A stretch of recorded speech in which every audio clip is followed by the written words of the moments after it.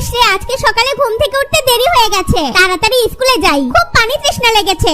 পানিটা খেয়ে পেটটা ঠান্ডা হয়ে গেল। মৌমাছি মৌমাছি কোথা যাও নাচি নাচি, একবার দাঁড়াও না ভাই, ঘন্টাটা বাজিয়ে দেই, ক্লাস শুরুর সময় হয়ে গেছে। এই এত হাসাহাসি করিস না, স্যার আসলে পিঠের চামড়া তুলে দিবে। এই ছাত্ররা ব্ল্যাকবোর্ডের দিকে তাকাও। স্যার আমি অঙ্কটা বুঝতে পেরেছি। হুররে কি মজা, স্কুল ছুটি, গরম গরম রুটি।